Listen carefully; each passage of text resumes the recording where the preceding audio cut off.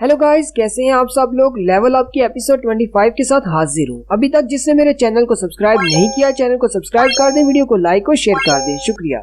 Last episode के and पे हमने देखा था डांगसू भी वहीं पर आ जाता है जहाँ पर रेड गेट ओपन हुआ है। व्हाइट टाइगर गिल्ड के मास्टरों से देखकर ज्यादा खुश नहीं होते। व्हाइट टाइगर गिल्ड के मास्टर यूनहू से कहते हैं, तुम यहाँ पर क्या करने के लिए आए हो। डांगसू से कहता है, मैंने कहा था कोरिया तो वाकई में एक छोटी जगह है, मुझे नहीं लगा था कि तुम भी यहाँ पर होगे। मैं तो यहाँ पर अपने काम के सिलसिले में आया हूँ। गिल्ड मास्टर बहुत ज्यादा गुस्सा हो जाते हैं और साथ ही उनके बालों का कलर भी चेंज हो जाता है। मास्टर उसे कहते हैं, मैंने तुमसे सवाल पूछा है, उसका जवाब दो। तुम तो अमेरिका चले गए थे, तुम यहाँ पर क्या कर रहे हो, और वो भी व्हाइट टाइगर गिल्ड के एरिया में क्या कर रहे हो। डांगसू भी हंसते हुए उससे कहता है, क्या ये व्हाइट टाइगर गिल्ड का एरिया है, तो फिर मुझे भी तुमसे एक सवाल पूछना है। क्या वो हंटर संग जिनवू, क्या वो तुम्हारे गिल्ड का मेंबर है, या फिर तुमने अभी अभी उसको रिक्रूट किया है। क्या सोचकर तुमने ऐसा किया। यूनहू उसे कहता है, तुम किसके बारे में बात कर रहे हो। डांगसू से कहता है, मैं उस ई रैंक के हंटर की बात कर रहा हूँ जिसका नाम संग जिनवू है। गिल्ड मास्टर को याद आता है कि मैनेजर आन ने उसे बताया था कि एक ई रैंक का हंटर जिसका नाम संग जिनवू है वो अभी अभी इस गेट के अंदर दाखिल हुआ है। गिल्ड मास्टर यूनहू कहते हैं,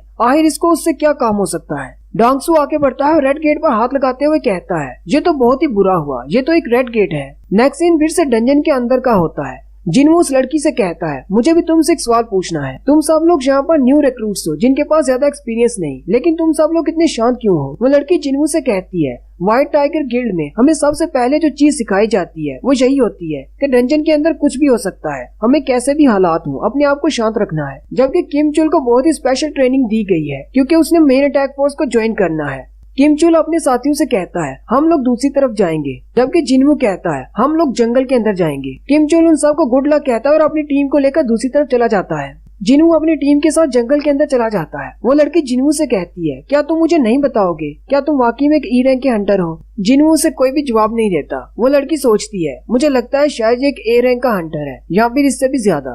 किम चुल अपनी टीम के साथ आगे की तरफ बढ़ता है और कहता है, वो सारे तो बिल्कुल बेवकूफ है। उसका साथी उसे कहता है, इस बात का क्या मतलब है। किम चुल उसे कहता है, सामने दरख्त पर देखो, यहाँ पर आइस बियर के पंजों के निशान है। ये सारा जंगल आइस बियर का इलाका है। सिर्फ उस ई रैंक के हंटर के डिसीजन की वजह से वो सारे हंटर्स मरने वाले हैं। किम चुल का साथियों से कहता है, तुम्हें क्या लगता है उस ई रैंक के हंटर को प्रॉपर कोचिंग मिली होगी। किम चुल से कहता है, नहीं, वो सिर्फ एक ई रैंक का हंटर है, कोई भी गिल्ड उसे सिखाने को तैयार नहीं होगा। साथ ही किम चुल हैरान हो जाता है और कहता है, मैं ऐसा सोच ही क्यों रहा हूँ कि वो ई रैंक का हंटर उनका लीडर है, जबकि उनके पास कुछ सी रैंक के हंटर्स भी हैं और एक बी रैंक का हंटर भी है। चलो जो भी हो, वो बहुत जल्दी मरने वाले हैं, मुझे इससे क्या।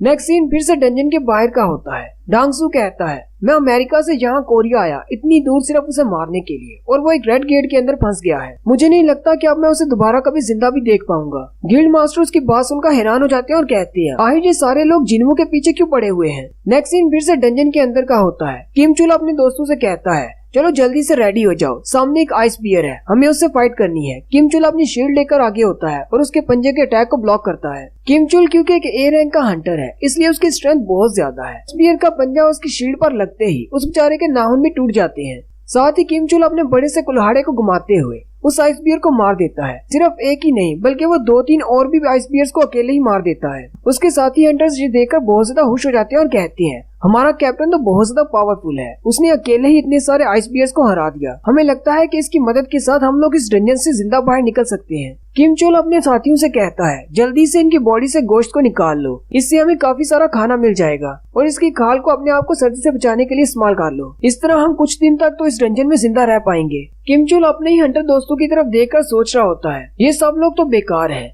मुझे लगता है कि अगर मैं यहाँ पर नहीं होता तो ये सब लोग तो आईएसबीएस के हाथों मारे गए होते। जबकि दूसरी तरफ जिनू अपनी टीम को लेकर जंगल के अंदर जा रहा होता है। वो लड़की उनसे कहती है, यहीं पर रुक जाओ, हम लोग मजीद जंगल के अंदर नहीं जा सकते। जिनू से कहता है, लेकिन ऐसा क्यों। वो लड़की उसे कहती है, क्या तुम्हें दिखाई नहीं दे रहा, सामने इन बड़े दरख्तों पर पंजों के निशान है जो कि आइस बियर की टेरिटोरी को निशानदेही करते हैं, यानी कि ये इलाका आइस बियर का है। हमें यहाँ से जल्दी से बाहर निकलना होगा, इससे पहले कि मॉन्स्टर्स यहाँ पर आ जाएं। जिनू हल्का सा मुस्कुराता है और उसे कहता है, तो तुम्हारे कहने का मतलब है ये सारा जंगल आइस बियर का है। वो लड़की उसे कहती है, हाँ मैंने ऐसा ही कहा है, क्या मैंने कुछ गलत कह दिया, हमें जल्दी से यहाँ से निकलना होगा। जिनू आगे बढ़ जाता है और कहता है, हम लोग इसीलिए तो जंगल के अंदर जा रहे हैं। वो लड़की उसे कहती है, क्या तुमने सुना नहीं, मैंने कहा यह इलाका आइस बियर का है, क्या तुम इस जंगल के अंदर मरना चाहते हो। जिन्हों पीछे की तरफ मुड़ता है और उसे कहता है, तुमने कहा कि ये इलाका आइस बियर का है, इसलिए हमें सिर्फ आइस बियर से डरने की जरूरत है। यहाँ पर हयाकी नहीं आ सकते, इसीलिए हम लोग इस जंगल के अंदर जा रहे हैं। वो लड़की ये सुनकर हैरान हो जाती है और कहती है, इसकी बात बिल्कुल ठीक है, आइस बियर तो हयाकी से कमजोर है,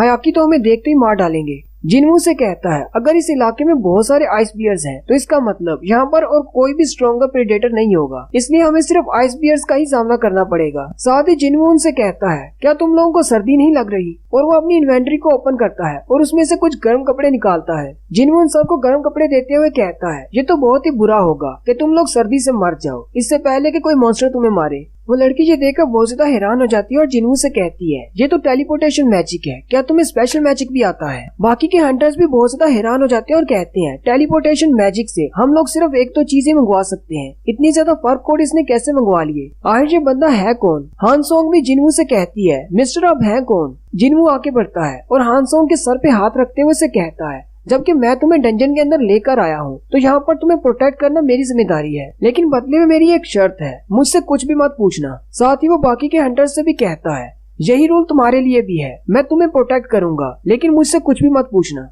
वो भी उन्हें सारी इंस्ट्रक्शंस ही दे रहा होता है कि उसी वक्त एक बड़ा सा आइस बियर उनके पीछे आ जाता है। जिन्हों उस आइस बियर के सामने खड़ा होता है, वो आइस बियर जिन्हों को देखकर घुराता है। वो सारे हंटर्स उस आइस बियर को देखकर बहुत ज्यादा घबरा जाते हैं और कहते हैं, इसने तो कहा था कि यहाँ पर सिर्फ आइस बियर है और कोई मॉन्स्टर नहीं होगा, लेकिन आइस बियर भी तो बहुत ज्यादा पावरफुल है, अब हम लोग यहाँ पर क्या करें? जंगल में आना हमारी बहुत बड़ी भूल थी। वो लड़की उनसे कहती है, मैं इसको डिस्ट्रैक्ट करती हूँ, तुम सब लोग यहाँ से जल्दी से भाग जाओ। उसी वक्त जिन्हों आगे बढ़ता है। वो लड़की उसे कहती है, तुम क्या करने वाले हो? जिन्हों उन सब से कहता है, मैं तुमसे फिर से एक बार कहता हूँ, यहाँ पर सिर्फ मॉन्स्टर्स को मैं ही मारूंगा, तुम सब लोग पीछे रहो। वो लड़की उसे कहती है, तुम चाहे कितने भी स्ट्रॉन्ग क्यों ना हो, तुम्हारे सामने एक आइस बियर है जो कि बहुत ही हाई रैंक मॉन्स्टर है। जबकि जिन्हों ये सोच रहा होता है, इसको मारने से शायद मैं लेवल अप हो जाऊं या फिर मुझे कुछ एक्सपीरियंस पॉइंट्स मिल जाएं। जिन्हों जैसे ही थोड़ा सा आगे बढ़ता है, आइस बियर अपने पंजे से उस पर अटैक करता है। जिन्हों जल्दी से जंप करते हुए हवा में चला जाता है और हवा से नीचे उतरते ही उसके सर में सिर्फ एक ही पंच मारता है और उस आइस बियर का काम तमाम हो जाता है।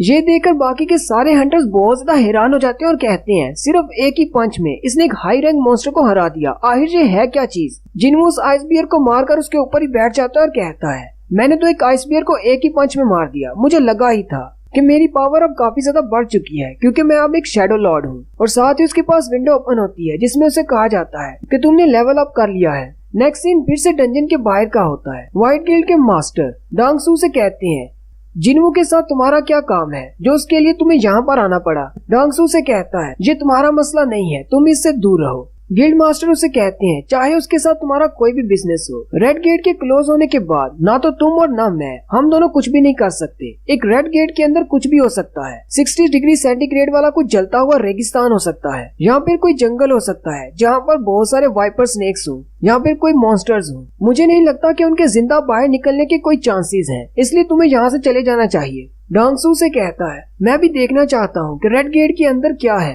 जबकि मैं यहाँ पर आ चुका हूँ, तो क्यों ना थोड़ा सा इंतजार कर लिया जाए। लेकिन ये बहुत ज्यादा बुरा है क्योंकि मेरे पास इतना टाइम नहीं है कि मैं यहाँ पर खड़ा रहकर वेट करूँ, पता नहीं डंजन को ओपन होने में कितने दिन लगेंगे। मिस्टर वू जिन कहते हैं, संग जिन वू तो बहुत ज्यादा लकी है कि वो एक रेड गेट के अंदर फंस चुका है, क्योंकि डांग सू चाहकर भी कुछ नहीं कर सकता। वो एक एस रैंक का हंटर होने के बावजूद भी एक रेड गेट को ओपन नहीं कर सकता। नेक्स्ट सीन फिर से डंजन के अंदर का होता है। वो सारे हंटर आग जलाकर बैठे होते हैं, जिन्हों की टीम के हंटर्स, और साथ में उन्होंने आइस बियर के गोश्त की स्टिक्स बनाई होती हैं और खा रहे होते हैं। वो सारे तो आग के इर्द गिर्द इस तरह बैठे होते हैं जैसे किसी पिकनिक पर आए होते हैं और वो कह रहे होते हैं, इसका गोश्त तो बहुत ही टेस्टी है। हान सोंग जिन्हों से पूछती है, क्या जिना घर पर सिर्फ स्टडी करती है और इसके अलावा कोई काम नहीं करती? मैंने सुना है कि उसने अपनी दीवार पर वॉलपेपर्स की बजाय नोट्स लगाए होते हैं ताकि वो हर वक्त पढ़ती रहे। जिन्हों से कहता है, ऐसी कोई बात नहीं है, वो भी तुम्हारी तरह एक लड़की है, जैसे वो घर आती है वो भी खाती है, पीती है, खेलती है और सोती है। इसके अलावा उसे फ्राइड चिकन खाना बहुत ज्यादा पसंद है।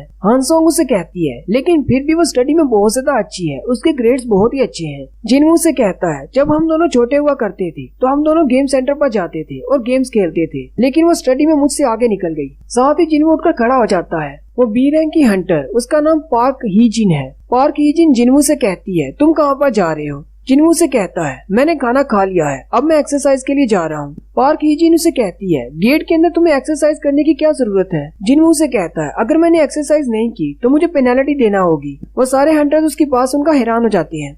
फिर जिन्हू वहाँ से चला जाता है और दूर जाकर अपनी एक्सरसाइज शुरू करता है। जिन्हू कहता है मैं इन सबको पीछे छोड़कर पेनल्टी जोन में नहीं जा सकता, इसलिए मुझे अपनी एक्सरसाइज कंप्लीट करना होगी। साथ ही जिन्हू कहता है अब जबकि मैंने अपनी डेली क्वेस्ट पूरी कर ली है, चलो अब जाकर कुछ शिकार करते हैं। जिन्हू सामने एक बड़ी सी केव की तरफ चला जाता है जो कि आइस बियर्स की केव होती है और इसके अंदर बहुत सारे आइस बियर्स होते हैं। जिन्हू कहता है यहाँ पर तो उतने ही आइस बियर्स हैं जितने मेरे पास शेडोज हैं। जिन्हू अपने शेडोज को बाहर निकाल लेता है। जिन्हू अपने शैडो सोल्जर से कहता है तुम सबको पता होगा ये तुम्हारा पहला मिशन है, बहुत ही अच्छे से पूरा करना।